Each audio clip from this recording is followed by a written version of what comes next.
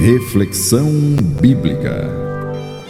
Meus queridos, meus amados irmãos em Cristo, a paz do Senhor a todos. Deus abençoe a sua vida.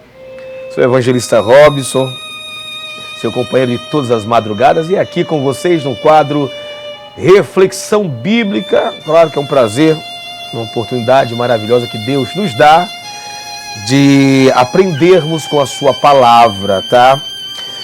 E eu quero compartilhar com os irmãos aqui o que está escrito na carta de Paulo à igreja de Roma. A carta de Paulo à igreja de Roma, no capítulo 8, e no verso 1 em diante. Vamos ler aqui alguns versículos. Portanto, agora nenhuma condenação há para os que estão em Cristo Jesus, que não andam segundo a carne, mas segundo o Espírito. Porque a lei do Espírito de vida em Cristo Jesus me livrou da lei do pecado e da morte. Porquanto o que era impossível à lei, visto como estava enferma pela carne, Deus, enviando o seu Filho em semelhança da carne e do pecado, pelo pecado condenou o pecado na carne, para que a justiça da lei se cumprisse em nós, que não andamos segundo a carne, mas segundo o Espírito. Uma palavra forte para as nossas vidas, e como nós precisamos encarar essa nova vida com Jesus debaixo da graça, tá? Nenhuma condenação há para os que estão em Cristo.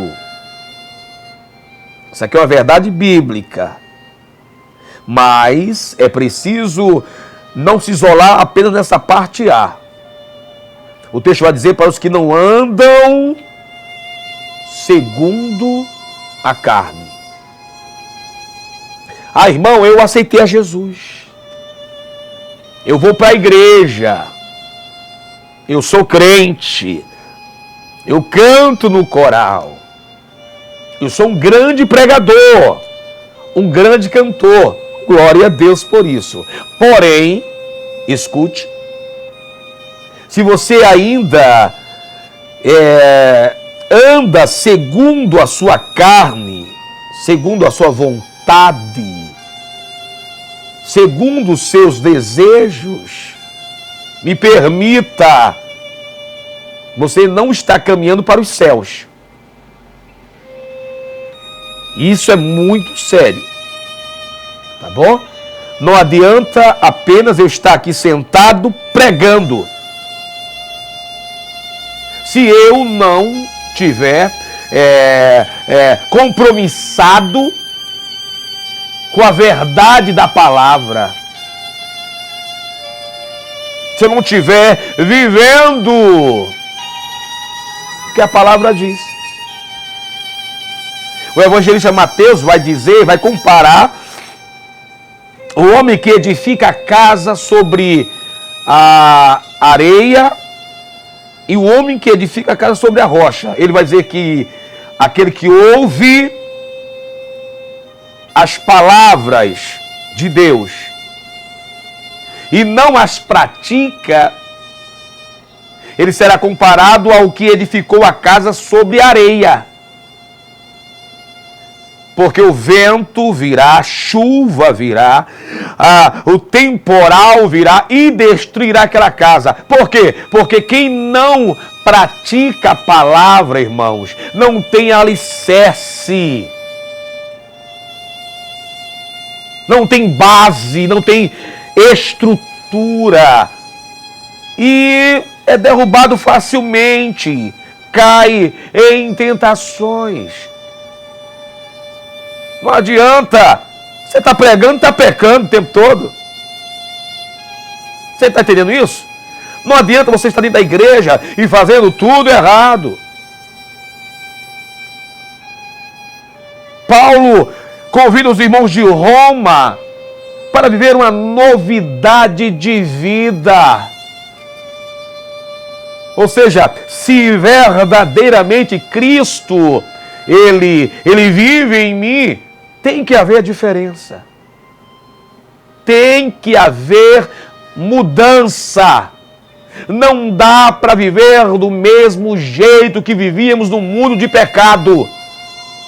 Não dá para estarmos pregando a palavra, orando, cantando, andando com a Bíblia e fazendo um monte de bobagem, de besteira. Você está compreendendo? Senão nós vamos, me permita, estar nos enganando. Paulo, ele, em um certo momento, ele disse: para mim o viver é Cristo. E o morrer é lucro. Olha o compromisso deste homem.